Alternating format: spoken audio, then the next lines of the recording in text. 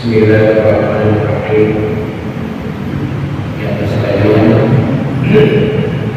bahasan kita masih melanjutkan al-hadis as-sani. Hadis ini diriwayatkan sanadnya daripada Sayyidina Umar radhiyallahu anhu, yang Sayyidina Umar bercerita bahwa ketika sedang bersama-sama Rasulullah SAW, tiba-tiba datang seseorang yang nanti pada akhirnya mengetahui bahwa seseorang itu adalah malaikat Jibril alaihissalam. Jadi kelanjutan bahasan pada pertemuan yang lalu. Seseorang itu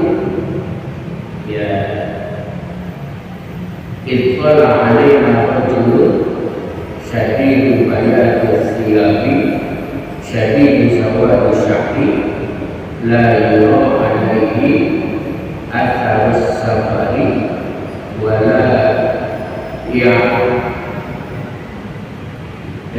minna ahad. Jadi laki-laki ini yang nanti dijelaskan bahwa beliau adalah malaikat Jibril.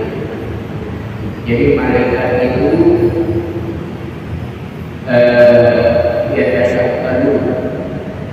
malaikat itu bisa merubah dirinya menyerupai orang laki-laki, tetapi biduni alatil ukur, enggak ada kelamin laki-laki.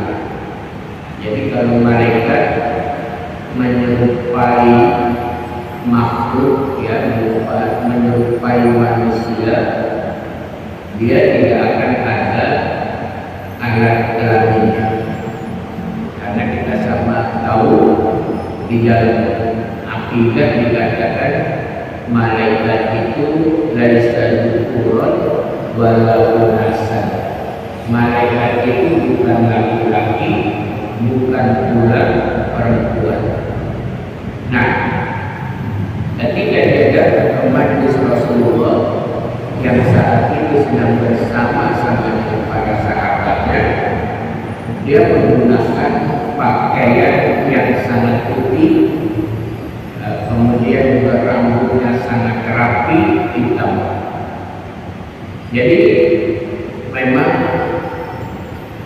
dari ini diambil sunnah kalau kita datang ke majlis, datang untuk sholat berjamaah, itu disunahkan pakai pakaian putih.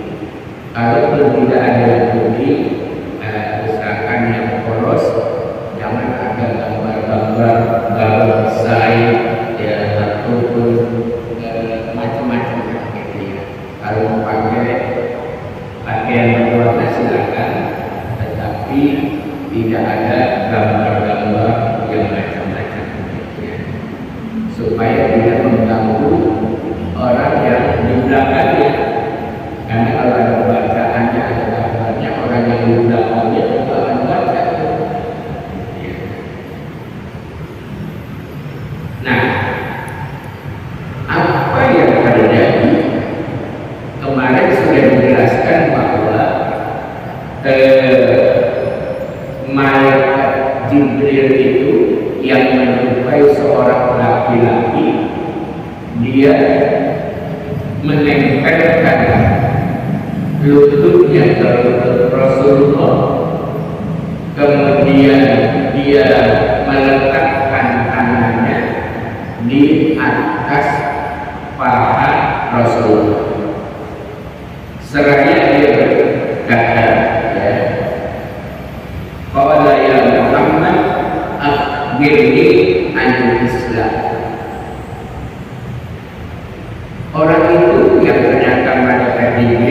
bertanya kepada Nabi, wahai Muhammad, kasih tahu aku, kabarkan aku tentang Islam. Faqala Rasulullah sallallahu alaihi wasallam, kemudian Nabi menjawab, al-Islamu an tashhada an la ilaha illallah wa anna Muhammadar Rasulullah wa tuqimas sholata wa tu'tiyaz zakata wa tasuma ramadana wa tahujjal baita in istata'ta ilaihi sabila. Ya. Nabi menjawab, ya, al-Islam, Islam itu engkau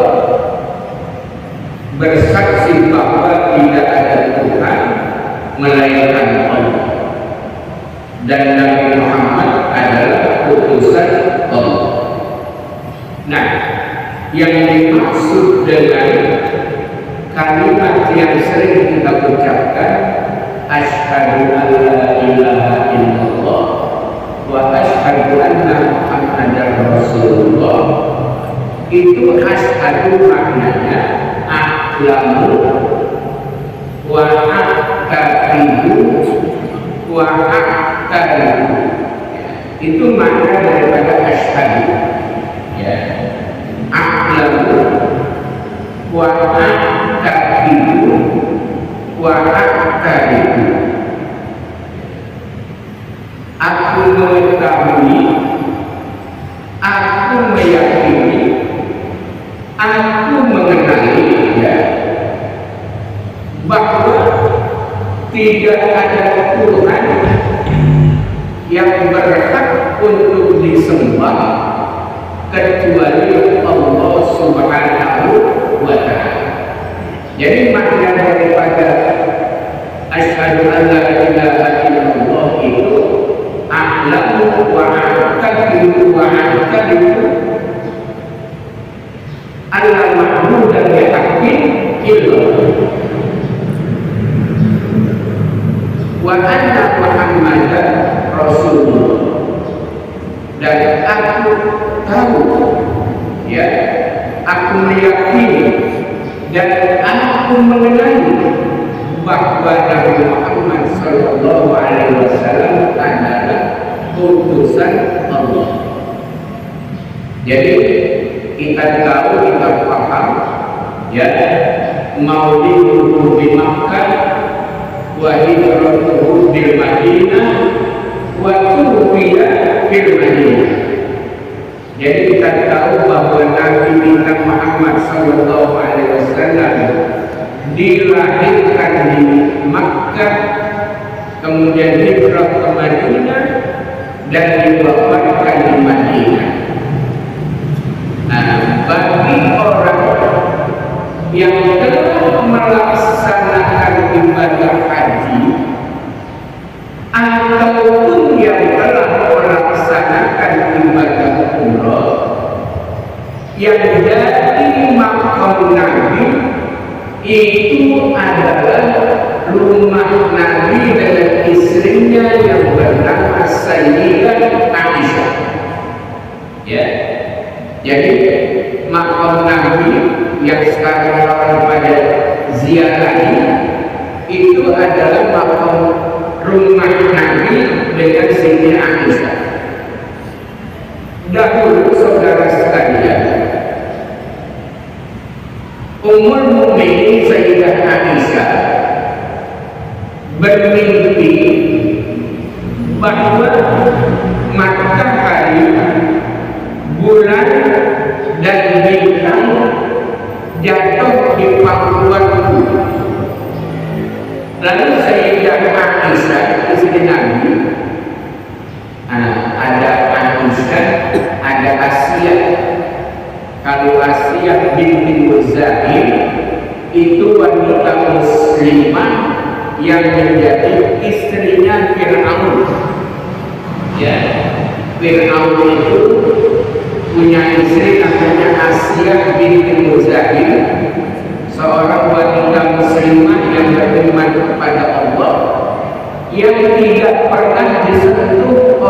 Fir'aun. Jadi Fir'aun setiap dia akan menggauli istrinya yang bernama Asia binti Muzahim, Allah serupakan anjing hitam yang ada di istana Fir'aun itu diserupai seperti Asia, sehingga Fir'aun itu kalau tidur dengan anjing yang diserupai dengan istrinya. Jadi Asia belum pernah disentuh oleh Fir'aun. Begitulah yang dijelaskan di dalam beberapa kitab. Nah, kalau Aisyah binti Abi Bakar, ya, itu Aisyah binti Abi Bakar Siddiq adalah istri Nabi, satu-satunya istri Nabi yang perawan adalah Aisyah. Kalau yang lain istri Nabi armal janda.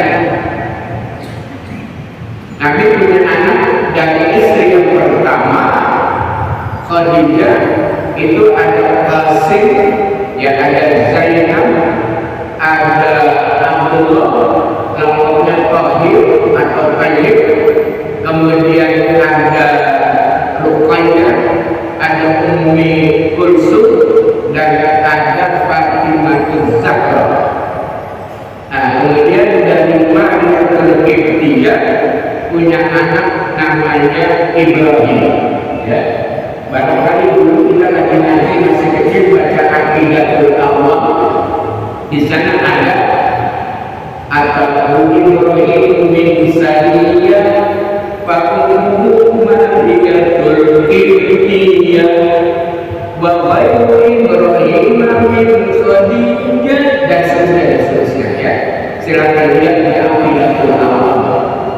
Dulu anak-anak kita masih kecil ngaji itu wajib hafal Aqidatul Awwam, karena di situ riwayat Nabi, keluarga Nabi, anak istri Nabi, tentang beriman, berislam, dan semuanya ada di sini. Jadi ketika Nabi giliran di rumah Sayyidah Aisyah, Aisyah mimpi matahari, bulan, dan bintang jatuh di pangkuannya. Lalu dia bertanya sama Nabi, apa takwil daripada itu? Nabi menjelaskan bahwa matahari adalah apu, bulan adalah ayatmu Abu Bakar Siddiq radhiyallahu anhu, bintang adalah Umar bin Khattab radhiyallahu anhu. Makna dari ketiga-tiganya jatuh di pangkuanmu, ketiga orang ini nanti pada saat wafat akan dikuburkan di rumahmu. Jadi bukannya bapak kalau yang sudah haji atau umroh biasanya ziarah masuk dari bab salam, kemudian makam Nabi, makam Sayyidina Abu Bakar, Sayyidina Umar. Nah, itu biasanya kita salam, ya. Jangan baca doa begini di depan makam Nabi. Allahumma in kana muhsinan fajzid bi ihsani wa in kana musian fatajawaz anhu. Bapak baca doa semacam itu bisa kafir. Kenapa? Karena meragukan tentang maksudnya Nabi, meragukan tentang diampuninya dosa Nabi, maka pertama ta'akhir. Jadi kalau kita baca doa begitu, Allahumma in kana muhsinan fajzid bi ihsani, itu salah besar.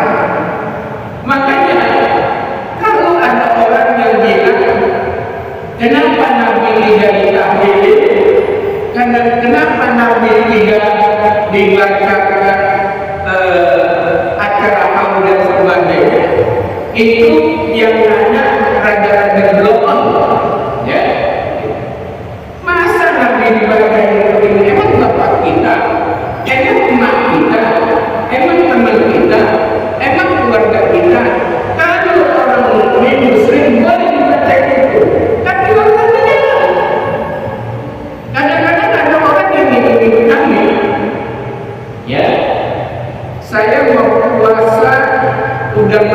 kagak buka wisol. Salah. Kalau kita nggak boleh wisol. Ketika kita puasa datang maghrib, ya buka. Kalau Nabi boleh wisol. Jadi ada yang boleh buat Nabi, ada yang boleh buat kita. Nabi istrinya banyak, boleh. Khususnya kalau kita maksimal buka, ya. Berapa?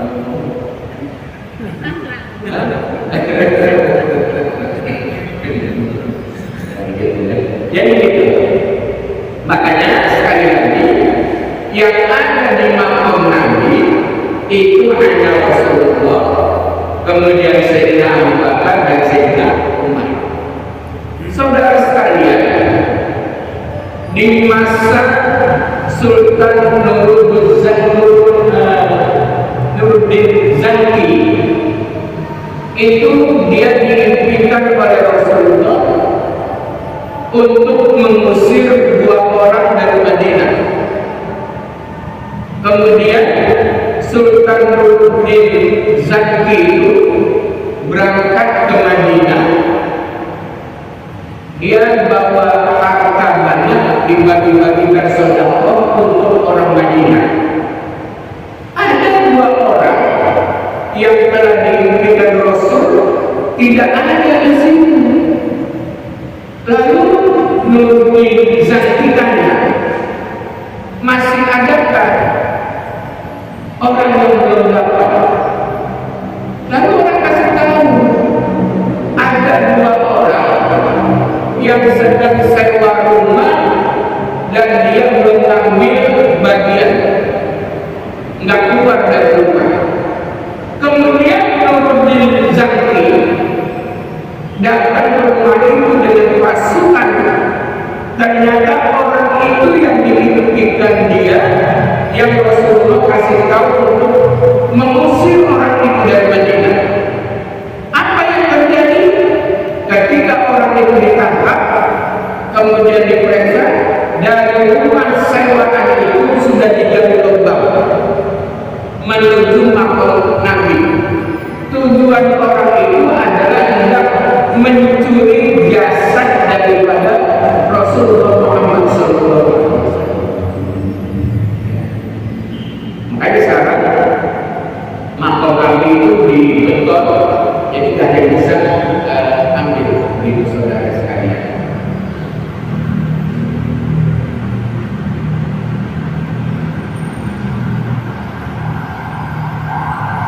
Waktu masalah, nah ini Bapak, kita harus paham bahwa seringkali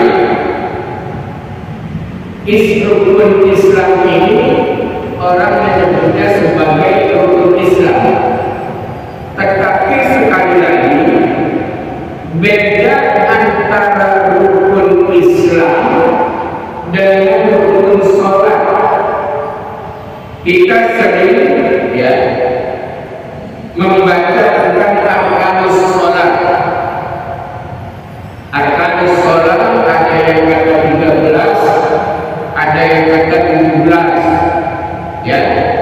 Jadi mulai takbir, takbiratul ihram, berdiri baca Fatihah, kemudian ruku, i'tidal, sujud, antara 2 sujud, kemudian ada dan seterusnya.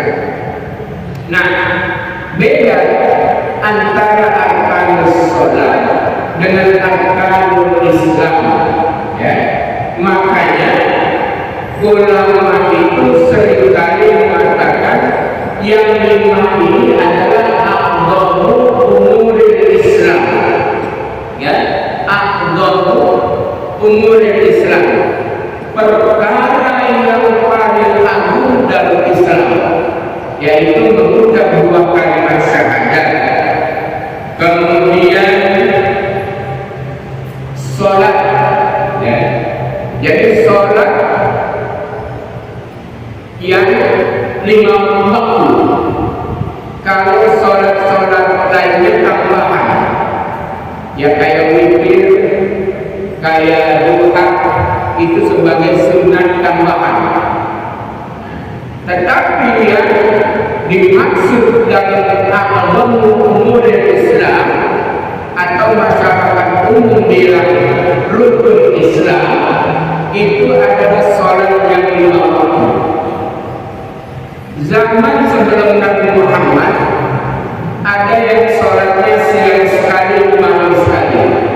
Ada yang zuhur dengan maghrib, ada yang asar dengan isya, ada yang cuma subuh doang dan sebagainya dan sebagainya. Tetapi Nabi kita Muhammad Sallallahu Alaihi Wasallam yang terus dibangun untuk umatnya, yaitu satu hari satu malam sebagai pelengkap menjadi 5 waktu. Walaupun dalam riwayat hadis Mi'raj itu awalnya 50, kemudian atas saran dari Nabi Allah Musa alaihi salam, Nabi dimohon untuk meminta keringanan kepada Allah yang pada akhirnya menjadi 5 waktu dari 50 menjadi 5. Pahala 5 waktu itu sama dengan pahala 50 waktu. Yang 5 waktu aja kita banyak yang kerepotan, apalagi yang 10 atau yang 50 waktu, gitu ya. Nah, dispensasi berbeda.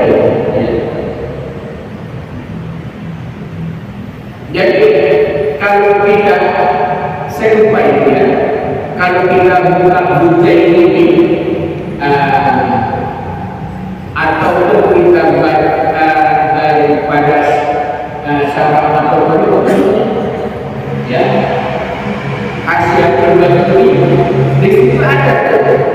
Kalau sholat subuh dulu dikerjakan oleh Nabi siapa, maghrib beserta isya oleh Nabi siapa, kemudian asar dan sebagainya dan sebagainya. Jadi kalau kita buka itu Asia terbagi sama daripada Fathul Qadir, itu ada penjelasan tentang para nabi sebelum Nabi Muhammad yang sholatnya ini. Tapi Nabi kita Muhammad Sallallahu Alaihi Wasallam itu kita sebagai umatnya dapat 5 waktu. Itu nanti adanya di peristiwa Mi'raj. Saudara nyeleweng saudara. Kita ini harus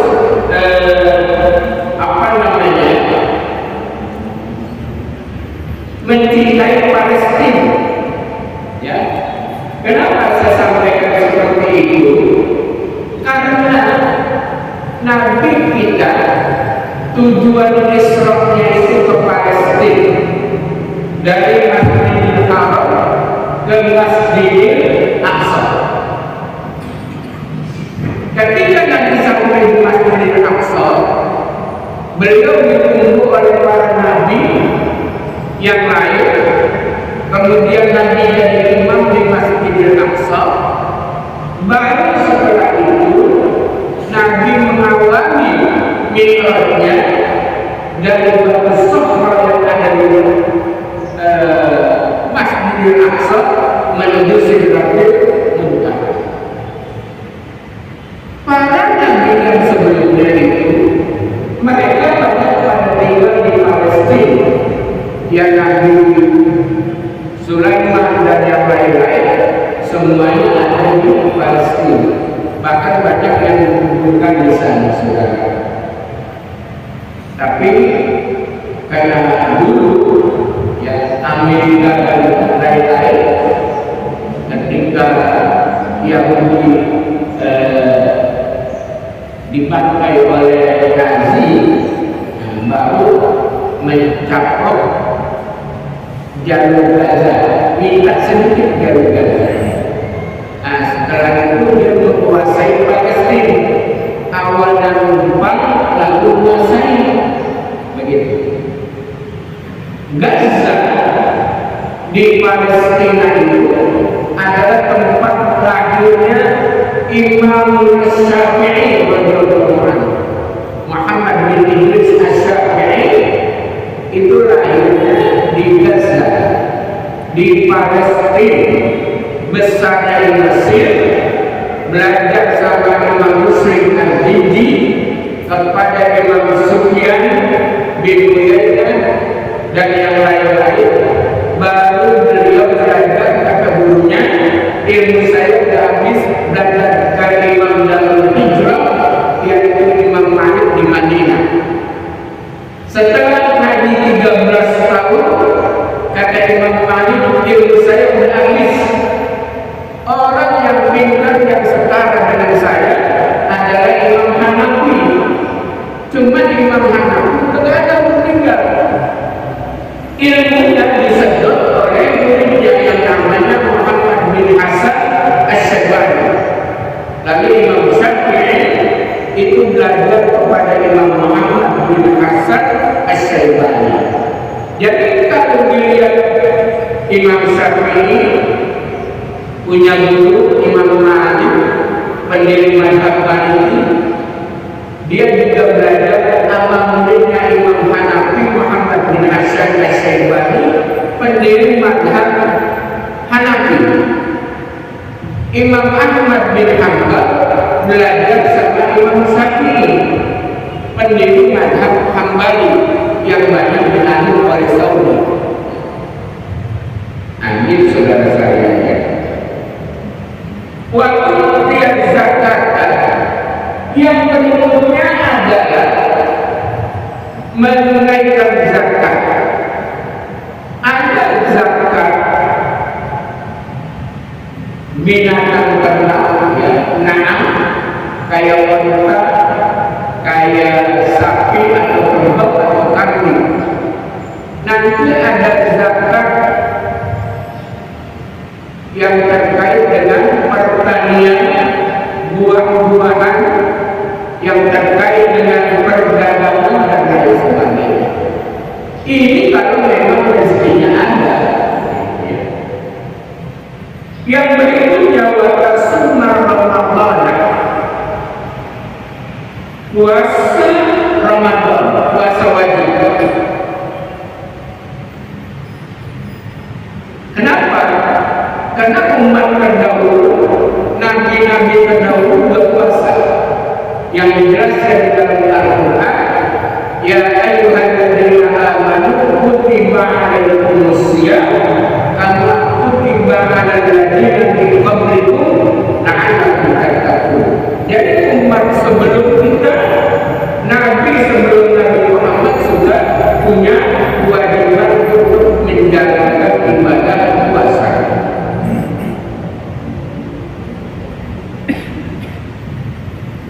Dulu orang Badui pernah bertanya sama Nabi, ya Rasulullah,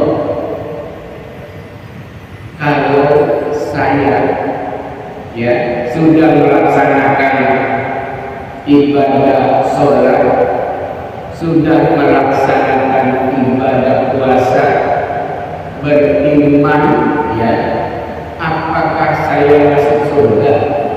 Kata Rasulullah, iya, masuk surga. Jadi ibadahnya pas-pasan, kemudian imannya tetap iman kepada Allah dan Rasulnya, ibadahnya pas-pasan, masuk surga. Ya. Jadi kita terus kecil hati, yang namanya orang Muslim, yang namanya orang mukmin pasti masuk surga. Ya, kenapa? Karena kita sudah dikasih kunci surga. Miftahul jannah la ilaha illallah.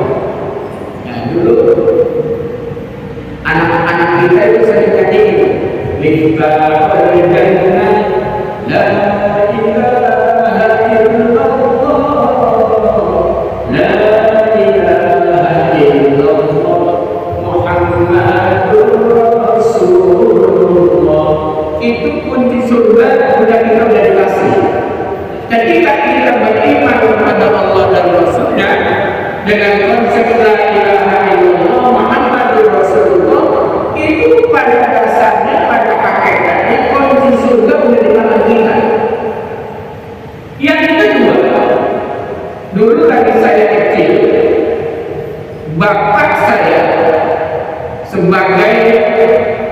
pimpinan Al-Wataniyah Pusat itu kalau pagi masuk ke kelas-kelas, ini banyak pada dunia bernada di Al-Wataniyah. Saya masih kecil, itu bapak saya masuk ke kelas-kelas, dia ajarkan man rabbuka wa man nabiyuka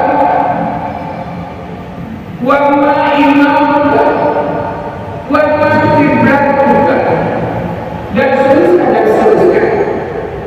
Ini penjelasan bahwa nanti yang akan ditanya oleh malaikat munkar wa nakir, itu yang akan ditanya. Kita udah kasih bocoran atau kita udah kasih bocoran atau ulama, kira-kira jawabnya bisa atau enggak? Jadi pernah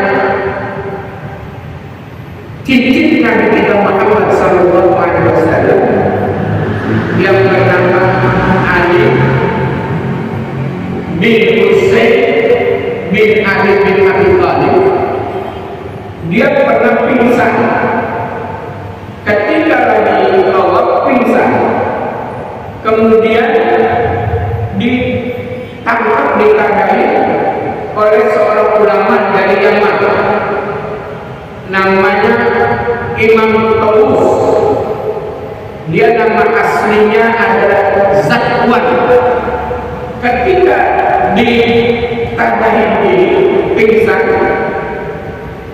Imam Zakwan, Imam Tawus merasa sedih dan berduka melihat cincin Rasulullah yang begitu pucat. Kemudian dia menangis.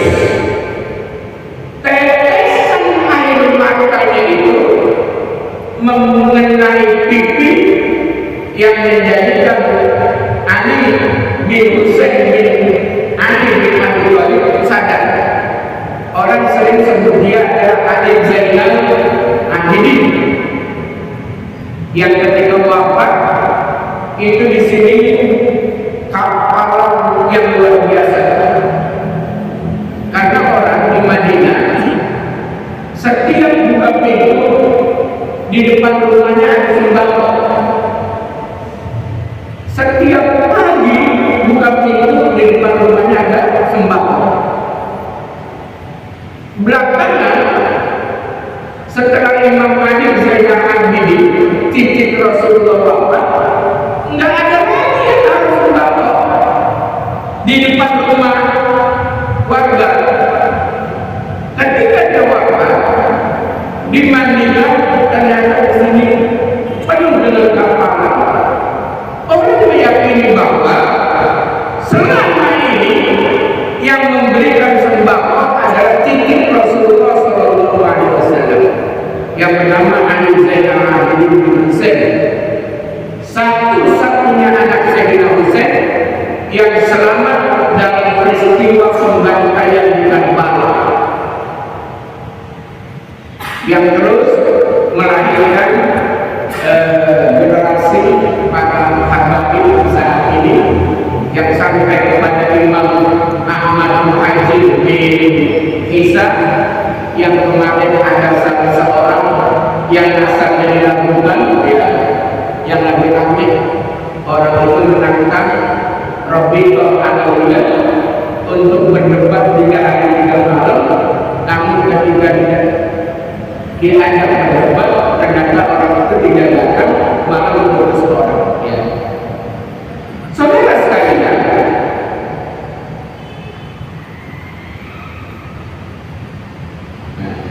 jadi orang tadi Imam Zakwan atau Tawus, dia dari saking tampannya kayak burung yang indah. Ada burung di Papua itu yang bila mengembangkan sayapnya indah, namanya Tawus. Makanya dia dari saking indahnya, saking cakepnya, itu Zakwan dipanggil oleh Imam Tawus. Imam Tawus itu Amar ibnahu, ya, dia perintahkan anaknya untuk untuk mengulangi sholat bisa bagi tarkib doa ini. Doa ini Allahumma inni a'udzu bika min adzabil qabri wa min adzabil nar wa min fitnatil mahya wal mamat wa min fitnatil masiihid dajjal. Itu saudara, kalau kita tasawuf akhir setelah membaca firman-Nya innaka hamidum majid, hukumnya disunnahkan untuk membaca doa tadi. Allahumma inni a'udzu bika min adzabil qabri wa min adzabil nar wa min fitnatil mahya wa min fitnatil masiihid dajjal. Kata Syekh Ali Sibro Malisi wa yukrahu tarku, makruh bagi orang yang sholat yang tidak bisa baca doa Allahumma tersebut, dia kagak baca, makruh. Tapi saya yakin semuanya membaca ya. Nah tadi ketika sadar Sayyidina Ali Zainal Abidin ini berarti sudah sampai ya. Ali Zainal tadi saya cerita selesai dulu. Kata Ali Zainal Abidin, saya lagi memikirkan betapa mengerikannya suasana al-kubur. Dia ketika pingsan seperti itu, telah mengagungkan Allah dan bagaimana nanti peristiwa al-kubur. Kata Imam Taurus, wahai cucu Rasulullah, gampang. Nanti ketika engkau ditanya, marrabbuka Allahu wa man nabiyuka, engkau jawabnya gampang. Yang jadi nabi engkau saya. Kan Muhammad Nabi engkau itu. Tapi kata Ali Zainal Abidin, urusan akhirat itu tidak bisa sembarang orang. Dengan amal soleh, dengan iman itulah kelancaran jawaban baru bisa terlaksana. Jadi minimal bocoran kita dapat. Gimana cara supaya jawabnya lancar, enggak grogi?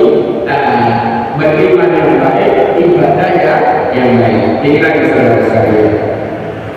Wataku terbaikkan istirahat ilaihi sabila, dan engkau melaksanakan ibadah haji jika engkau mampu menuju perjalanan tersebut.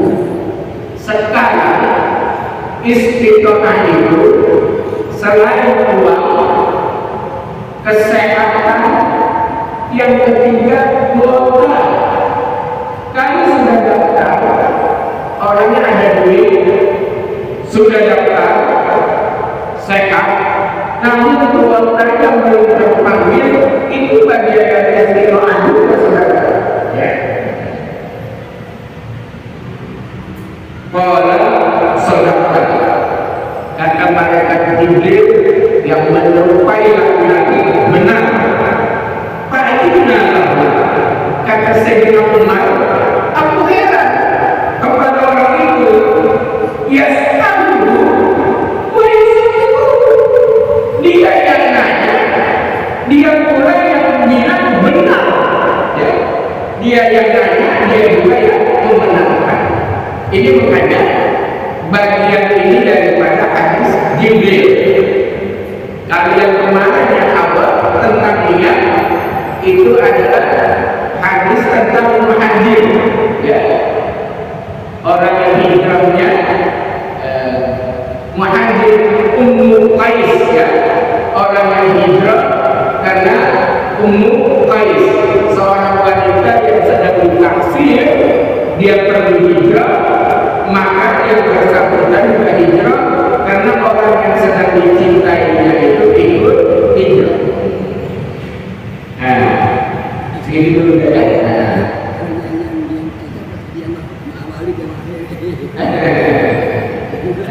Nanti kita lanjutkan tentang kalau Pak Bini Anil. Nah, besok kita bahas tentang iman, apa itu qadar, apa itu qadar, dan sebagainya ya.